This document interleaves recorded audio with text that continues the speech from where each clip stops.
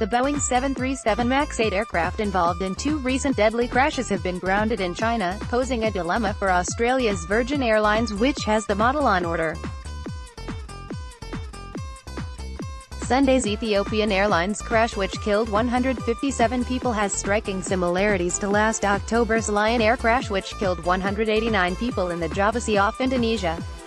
Australian pilots and passengers had been due to fly in the Boeing 737 MAX-8 as early as the end of this year, but on Tuesday China's aviation authority ordered local airlines using the planes to stop flying.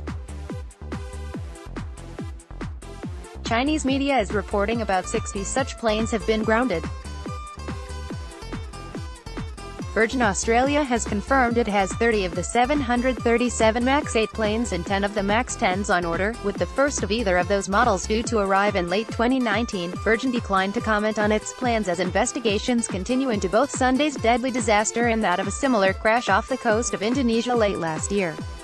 Virgin would not be drawn on whether it would cancel or alter its aircraft order, with a spokeswoman saying the airline could not comment while investigations into the crash were underway.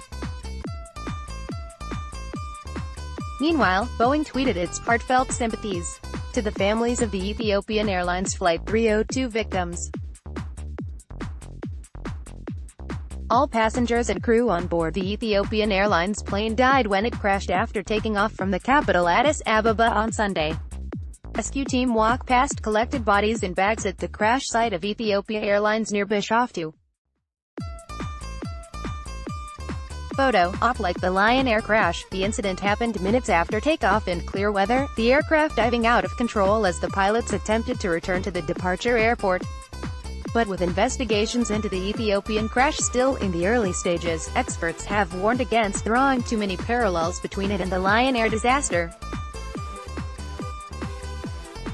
On the 29th of October 2018, Lion Air Flight 610 took off from Jakarta, but pilots soon noticed trouble.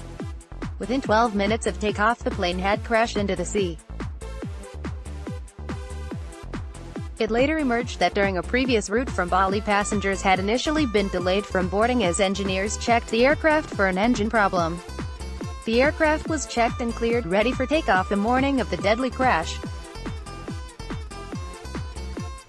What caused the tragedy, Indonesia's second deadliest plane crash, is still unclear. However, a preliminary report pointed to an error with sensors causing the nose of the aircraft to be pushed down dozens of times. The pilots had tried in vain to correct the altitude. As the cleanup from the latest crash begins near the town of Bishoftu, about 50 kilometers from the Ethiopian capital, and families of victims grapple with the loss, manufacturer Boeing has said it would send its own technical experts to help Ethiopian and U.S. crash investigators examine the wreckage. Little remains of the plane, with images from the scene showing pieces of the plane strewn across the land. Updated statement on Ethiopian Airlines Flight 302, https://t.co/ogfuipic.twitter.com/unl92 Sayaki, Boeing Airplanes, at Boeing Airplanes, March 10, 2019. William Waldock, an aviation safety professor at Embry-Riddle Aeronautical University, said investigators would need to look at the plane's black box.